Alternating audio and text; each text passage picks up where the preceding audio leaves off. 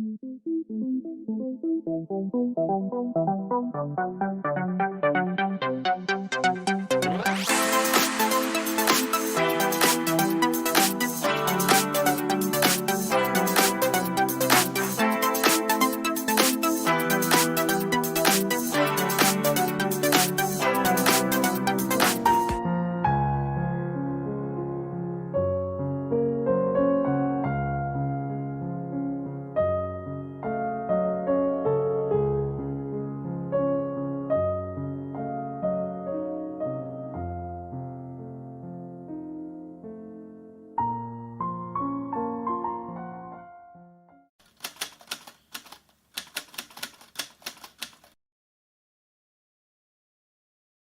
financiamiento equitativo supone dos cuestiones, una que voy a decir ahora y otra en la pregunta siguiente.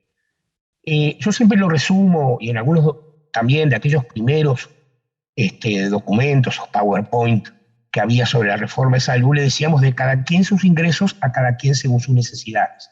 ¿Esto qué quiere decir? El sello representativo de lo que fue nuestra reforma. Y ahí está el dilema. Es decir, tú tienes de un lado a la gente que se atiende en salud y del otro lado a los prestadores. Pero si tú miras, esa gráfica seguramente la van a mostrar, no hay relación directa entre los usuarios y los prestadores en materia de financiamiento. Hay una relación obviamente asistencial, o eso que tiene el sistema. ¿Por qué? Porque este círculo de los usuarios aporta un fondo y este círculo de los prestadores recibe de ese fondo. Entonces, en ese fondo, está la clave de la equidad, que son dos. El de cada quien sus ingresos, a cada quien según sus necesidades. Entonces voy a la primera parte. Es equitativo porque las personas aportan en función de sus ingresos. Ahí hubo dos discusiones importantes. ¿Cuál era la tasa de equilibrio? ¿Y cuál eran las tasas que emergen del tamaño de la familia?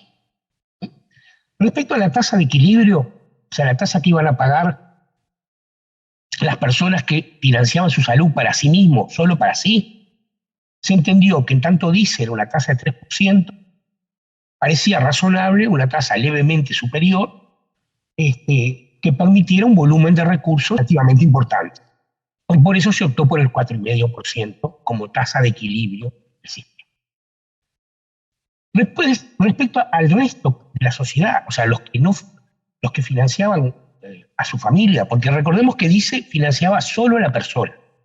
O sea que este era un cambio trascendente en el sistema. Es decir, que el fondo, tú aportabas y eso daba un derecho a la salud, no solo para ti, sino para toda tu familia, cónyuges y hijos menores de 18 años o discapacitados sin límite de edad. Entonces ahí la discusión fue, ¿las tasas tienen que ser progresivas por tamaño de la familia?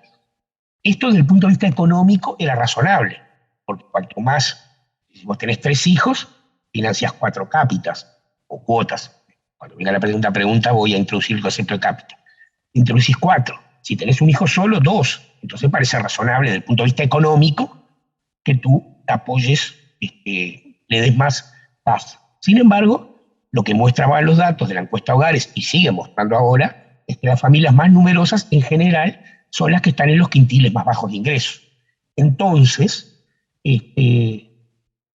aumentar la tasa por tamaño de la familia parecía un tema que generaba inequidad. Entonces se decidió hacer solo 2 tasas. Una de los que no tienen hijos y una de los que tienen hijos, era un 6, perdón, 1,5% más, cualquiera sea el tamaño. Y luego un 2 adicional cuando ingresaban los cónyuges. O sea que las tasas terminan siendo 4,5 si se financia a sí mismo, 6 si se financia hijos, o 8 si se financia hijos y cónyuges. Ese es el entorno de las tasas. Y cuando uno mira, por ejemplo, los informes de la Junta Nacional de Salud sobre equidad, es decir, cuánto aportan las familias con 3 hijos, cuánto aportan las familias con 2 hijos, respecto a lo que reciben, es claro que los sectores de menores ingresos reciben una atención en salud mayor a lo que aportan y los sectores de más altos ingresos reciben una atención en salud menor a lo que aportan. Sobre la base que todos reciben lo mismo. La diferencia está en el volumen de financiamiento, digamos, ¿no? Porque el sistema es único, digamos, en cuanto al carácter de la prestación de salud. Entonces, la equidad en el financiamiento, o sea, la equidad en el lado derecho, digamos, de los tres círculos, está en el aporte por ingreso y la cobertura de toda la familia.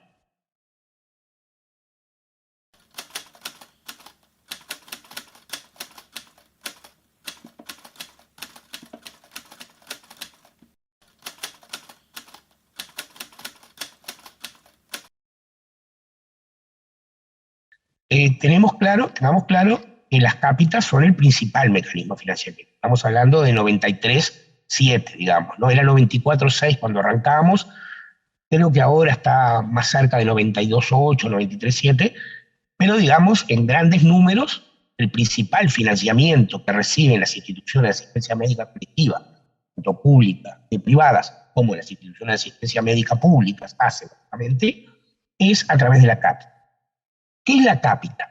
Esto es una cosa bastante importante. La cápita es la probabilidad de riesgo de atención sanitaria de la persona. No es el riesgo que tiene, es la probabilidad de riesgo. Porque podría pasar, ahora lo voy a decir, pero jóvenes de 20 a 44, varones, que son los que tienen la menor probabilidad de riesgo, en una institución de salud suceda un accidente que implique 2 meses de CTI para esas personas, y el gasto de esas personas se dispara, a pesar de su probabilidad de riesgo, lo que reciben por ellas es muy bajo, ¿no? Por eso es la probabilidad de riesgo. Por eso también es importante el tamaño de una institución. Porque si yo me alejo de la probabilidad de riesgo, en una institución de 150.000 usuarios, no cambia mucho.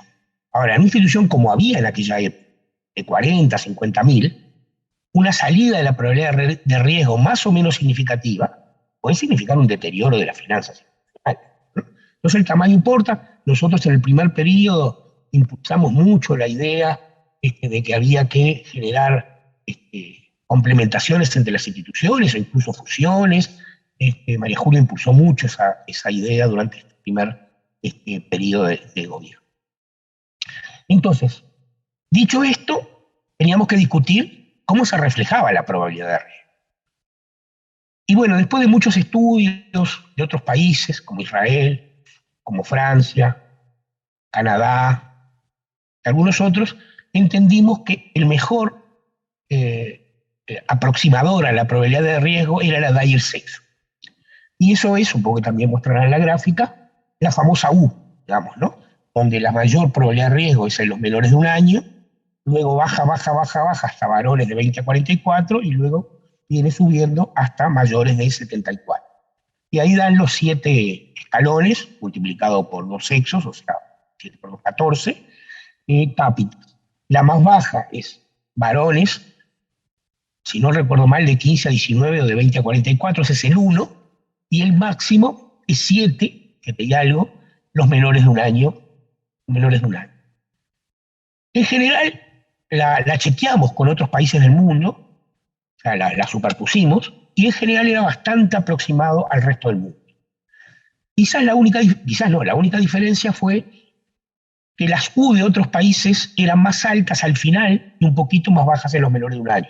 Y la nuestra, ustedes lo van a ver, es más alta en los menores de 1 y más bajas en los mayores de 74.